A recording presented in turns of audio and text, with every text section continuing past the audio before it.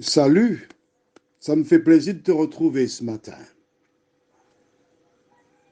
J'ose espérer que tu t'es équipé de ton cahier, la pointe, la Bible.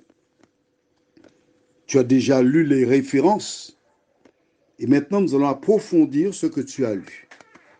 Juste avant de le faire, nous allons prier.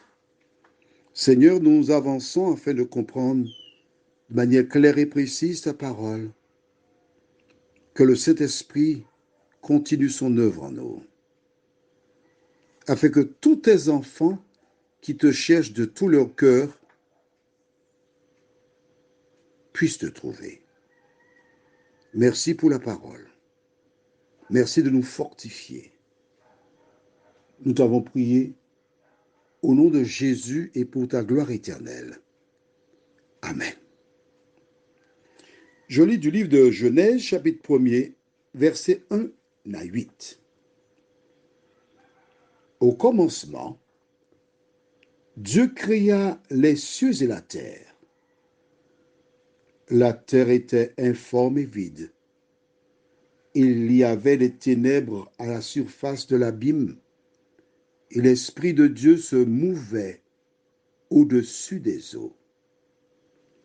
Dieu dit, que la lumière soit, et la lumière fut. Dieu vit que la lumière était bonne, et Dieu sépara la lumière d'avec les ténèbres. Dieu appela la lumière jour, et il appela les ténèbres nuit. Ainsi, il y eut un soir, et il y eut un matin, ce fut le premier jour. Verset 6. Dieu dit qu'il y ait une étendue entre les eaux et qu'elle sépare les eaux d'avec les eaux. Et Dieu fit l'étendue et il sépara les eaux qui sont au-dessous de l'étendue d'avec les eaux qui sont au-dessus de l'étendue, et cela fut ainsi.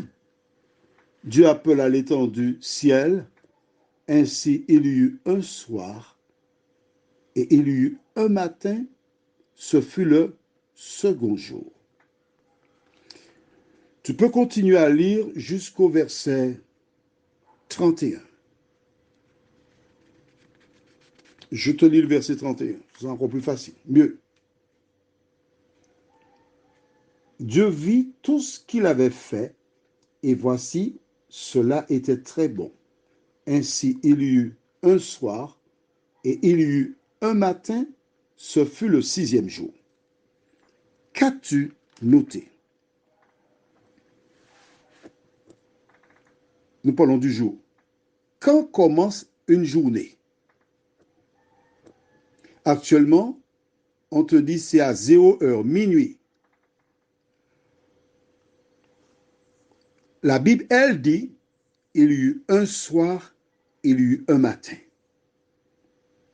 Ce fut le premier jour.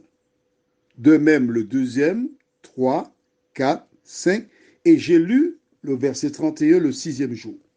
Donc, une journée pour Dieu commence à partir du coucher du soleil. Le soleil n'existait pas en fait à la création. D'accord? Donc, comme le soleil n'existait pas, c'était ténèbres. Un soir, un matin, ce fut le premier jour. Donc, du coucher du soleil de jeudi au coucher du soleil de vendredi, cela fait quoi? Un jour. Jésus est mort le vendredi saint, avant le coucher du soleil.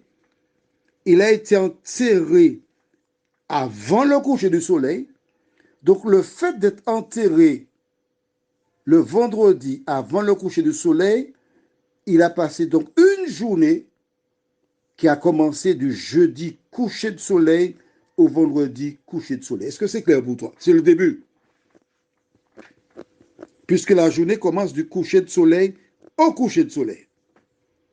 Donc quand on a enterré Jésus, nous avons vu cela, rappelle-toi, mais si dans Luc 23, 50 à 56, et s'étant retournée, elles virent la manière qu'on avait déposé le corps de Jésus, et s'en étant retournées, elles retournèrent, elles préparaient des aromates, puis elles se reposaient le jour du sabbat selon la loi. Ce qui veut dire que Jésus a été porté en terre avant le coucher du soleil, ce qui a permis à ces femmes, à la Vierge Marie et les autres, de préparer des choses. Et comme le soleil descendait à l'horizon, elles ont arrêté et elles ont observé le sabbat, qui est, selon la Bible, le 7e jour, le jour mis à part. On est d'accord? Je ne vais pas vite, c'est pour que tu comprennes bien. Donc, de jeudi coucher de soleil à vendredi coucher de soleil, ça fait un jour. Et Jésus a été enterré avant le coucher du soleil. Ce qui veut dire qu'il n'a pas passé une journée de 24 heures dans le tombeau, mais il était là-dedans depuis la journée, on va appeler la journée de vendredi, qui commence du jeudi coucher de soleil au vendredi coucher de soleil. Tu vois comment je prends du temps pour t'expliquer? Là, tu as compris. De vendredi coucher du soleil à samedi coucher du soleil, ça fait quoi? Ça fait 2 jours qu'il est dans la tombe. À partir du moment où le soleil s'est couché samedi, le premier jour de la semaine a commencé. C'est-à-dire le dimanche a commencé, puisque le jour, c'est du coucher de soleil au coucher du soleil. Est-ce que c'est clair pour toi? Écoute s'il le faut 2 fois, 3 fois.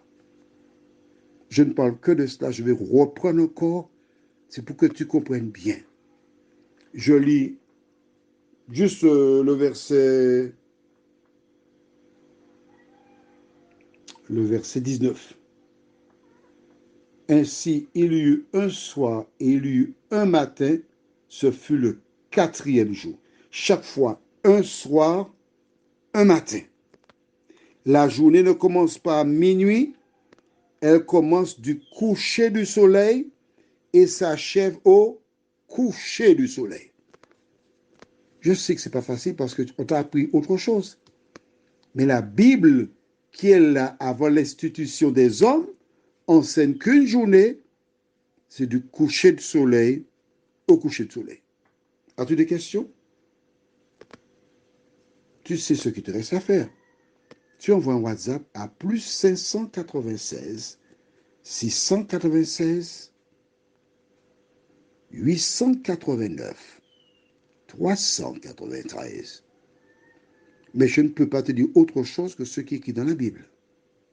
Donc je récapitule une dernière petite fois. De jeudi coucher du soleil à vendredi coucher du soleil, cela fait un jour. Jésus a été inhumé ou enterré avant le coucher du soleil de vendredi. Il était déjà dans la tombe. Donc ça fait un jour dans la tombe. Du coucher du soleil vendredi au coucher du soleil de samedi, ce jour-là c'est le sabbat, ça fait le 2e jour qu'il est dans la tombe. Puis du coucher du soleil samedi à dimanche, ça fait 3 jours. Ok, on prend un exemple. On te demande de venir travailler quelque part. La journée est payée 60 euros. Tu commences vendredi et tu achèves dimanche. Dis-moi, combien d'argent va-t-on te donner? De vendredi à dimanche, dans tous les cas. Vendredi, 60 euros. Samedi, 60. Dimanche, 60 euros. Avec tes doigts, tu comptes? Ça te donne quoi? 3 jours. C'est bon? On va continuer, tu verras. Prions. Seigneur, là nous sommes entrés dans la partie technique de la Bible, mais c'est simple. La journée commence du coucher de soleil et s'achève au coucher de soleil. L'ennemi a voulu créer la confusion une fois de plus en mettant un autre système. Mais nous nous appuyons que sur la parole de Dieu. Merci de continuer de nous éclairer, de nous vivifier, de nous faire du bien, afin que nous puissions bien comprendre ta parole Nous te demandons cette grâce, non pas parce que nous en sommes dignes, mais c'est au nom de Jésus et pour ta gloire éternelle. Amen. Je te souhaite une bonne journée et t'invite à prendre le temps pour bien accepter l'enseignement de la Bible et non celle des hommes. Que l'Éternel continue de te faire du bien.